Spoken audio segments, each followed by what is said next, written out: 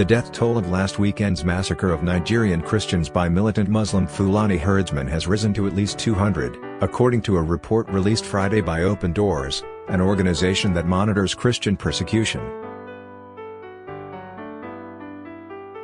As Breitbart News reported earlier this week, heavily armed gunmen recognized as Fulani herdsmen opened fire on Christians in a number of villages in Plateau State of central Nigeria last weekend, killing scores and injuring hundreds more, as well as burning some 50 homes to the ground. Most of the victims were returning home from the funeral of the father of a local Christian minister. Despite the evidently religious nature of the slaughter, mainstream media chose to downplay the militant Islamism behind the attacks, preferring to attribute the violence to ethnic tensions, a battle for land and resources, or even climate change.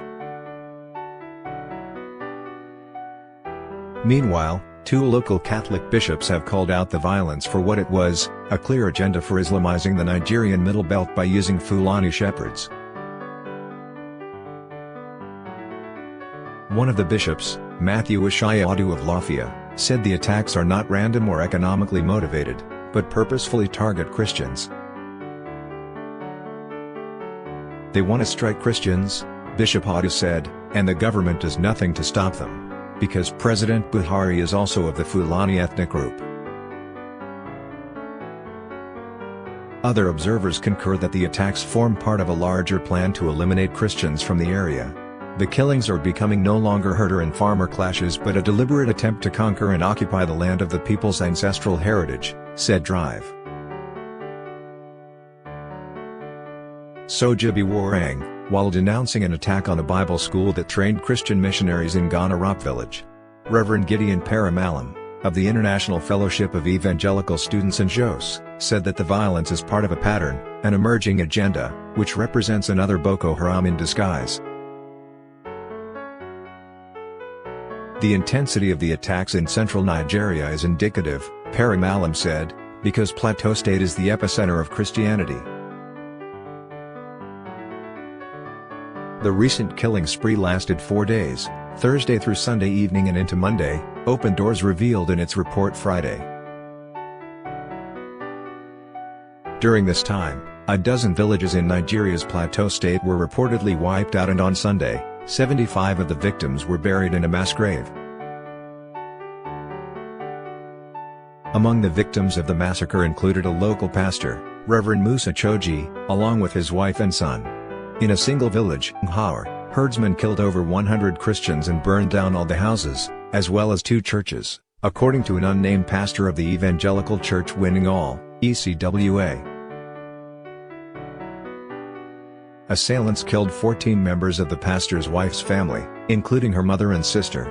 In that household, 27 people lost their lives, all of them burned to death, Open Doors said. On the day of the attack in Nghaur, only 2 soldiers and 1 policeman were in the village, but they reportedly fled as soon as the herdsmen launched their attack. Although the anti-Christian violence came to a head over the weekend, in reality it has been going on for some time, according to Pastor Steve Cole, chairman of the Pentecostal Federation of Nigeria for Plateau North. Even since the weekend, with a military presence and dusk-to-dawn curfew, the assaults are ongoing, he said. 2 more villages, Kwi and Dorua, were badly damaged on Monday.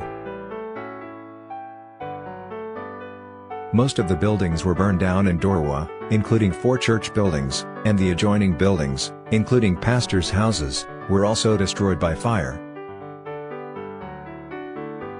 Herdsmen set fire to a number of buildings, including churches, in Kwi as well.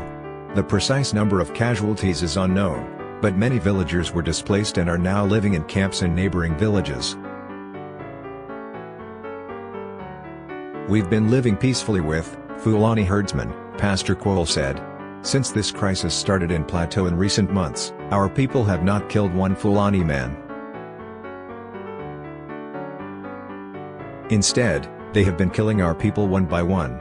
We just buried them and carried on, he said. As a result of the ongoing insecurity, there are places where people can no longer go to farm, he said, because when they go, the Fulani will come and take their cows, or attack them. Just 2 weeks ago, they shot my wife's young brother. But he survived. He was discharged on Wednesday and had returned home on Thursday, only to get killed in the last attack, on Saturday," he said.